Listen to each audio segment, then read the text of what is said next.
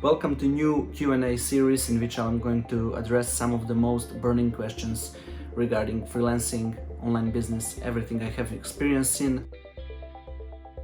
What if first-time client is asking for a discount? So this happens a lot. I've been freelancing 5+ years. I have my own agency, and my biggest struggle in the beginning, year one, was clients coming to me and telling me this: I love your portfolio, could you give me a discount? And if we're happy, I'm going to bring you more work. So you're going to hear this a lot. And it's a trap. Why do I say it's a trap?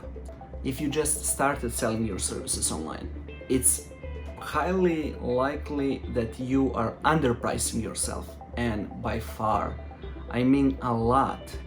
You're new, you don't have confidence, you still believe that you should undercharge just to get a job. So it's crucial you don't go lower than your bid. If you bid on a project, stick to it. What you should do if client comes to you and tells you asking for a discount, and they're first-time clients. And it's stupid because it happens that first-time clients are asking for discount, promising that they will come back. Usually, listen, in 80% of the cases they will not come back. Okay, they will not bring you work. They're just saying that. They're probably someone who's just outsourcing this for a company. So what should you do? You should offer them loyalty discount, meaning politely explain that this is the lowest price you can go, that's your budget. If they come back, they will get a better rate next time.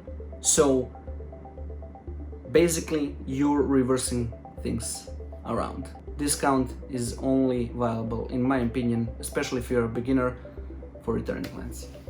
See you around the next episode. If you have any additional questions, feel free to comment below, ask me. I'll make another quick video. I'll answer all of your freelancing questions, online business questions. It was your guy, LP.